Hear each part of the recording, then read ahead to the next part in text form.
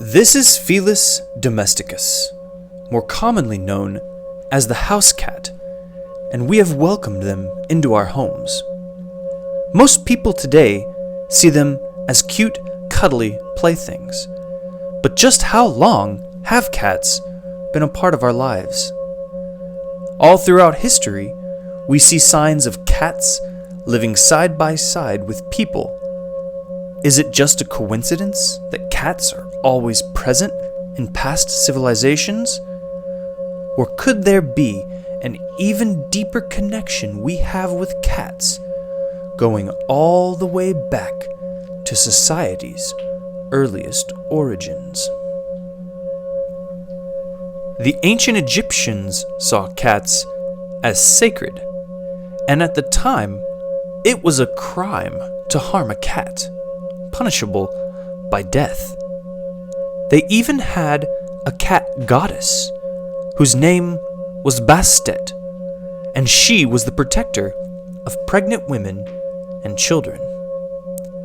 Is it any surprise that the civilization which worshipped cats so highly would be able to construct something of such magnitude without the use of modern equipment?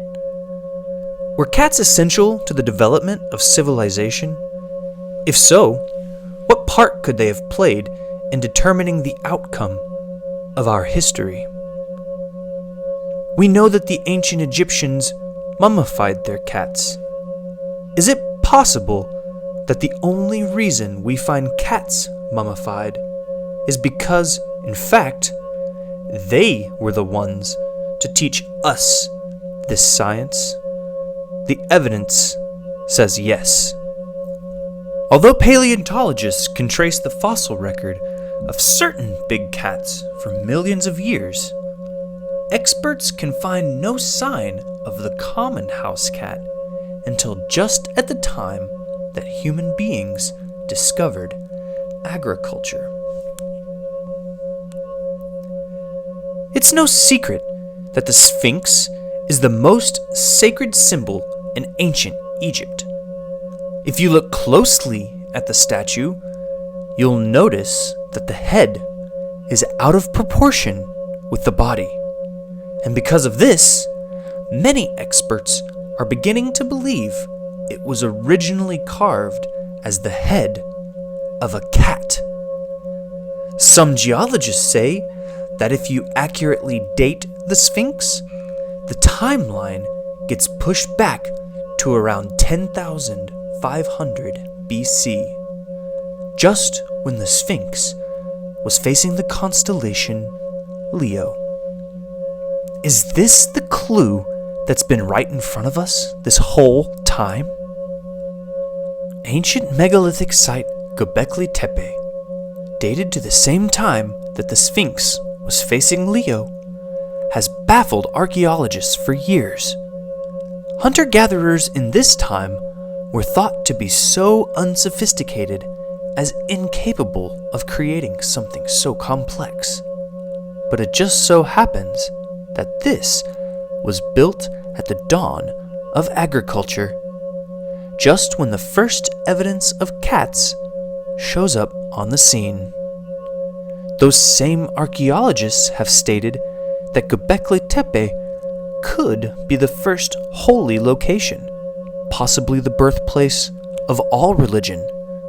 But others speculate that Göbekli Tepe could be the ancients' attempt to build a portal to another realm. If so, is this how cats came into our world?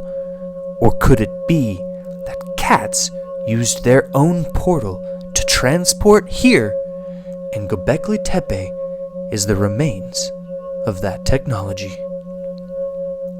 It's easy to see that cats are not from this world, and if they are in fact gods, as some people claim, why are they here? And how exactly have they helped humanity? We take our public sanitation for granted now, but in ancient times, sanitation was one of the great problems facing humanity. The Greeks credited their invention of sewage systems to cats, teaching them to cover their own waste. Depending on how you interpret Vedic texts, it is clear that the Hindus believed Lord Shiva to be a cat, and it was this cat, Lord Shiva, who first taught the Indians their ancient practice of yoga. Even the Buddha credits his enlightenment to taking inspiration from a cat and sitting completely still under a tree all day until someone came to offer him food. The more we look, the more we find evidence that cats have aided us in many ways and even influenced our evolution. Should we be thankful for this supernatural aid, or is there something more sinister lying just beneath the surface? Maybe cats really are gods who came here to benefit humanity, or maybe they've only helped us for some darker cause. Cats live in our homes under our total protection, yet they somehow seem to try to make life more frustrating, but just to the point where it doesn't interrupt economic growth. Could they be benefiting from our wealth while at the same time feeding on our personal distress? Some psychics say that cats and humans have a deep telepathic connection that most of us are completely unaware of. If this is true, cats could be draining our mental energy, but leaving us just enough to provide for them physically as well. This could explain some common unnecessary behaviors which humans universally find destructive. Some cultures believe that cats sleep so close to babies to steal their breath. Is this another sign of cats draining our life force?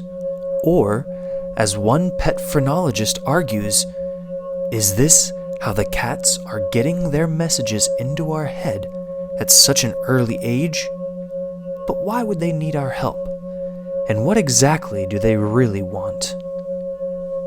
It appears that outdoor cats annually kill billions of wild birds and rodents, a genocide in any other terms.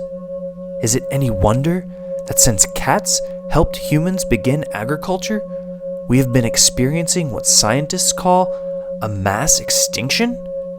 Could it be that cats want to ultimately destroy life on Earth once and for all? Bill Gates, tech genius and philanthropist, has warned that humanity's downfall could come at the hands of a worldwide disease pandemic. If so, could we be experiencing that right now? The CDC estimates there could be over 40 million Americans with toxoplasmosis, and some countries have an even higher number per capita. Toxoplasmosis is a latent parasite humans contract from cats that lives in our brains. Some biologists have postulated that this bacteria could be controlling our minds. But could its latency be for another reason? Could this be a kill switch implanted into human brains for when we are no longer useful to these bloodthirsty monsters?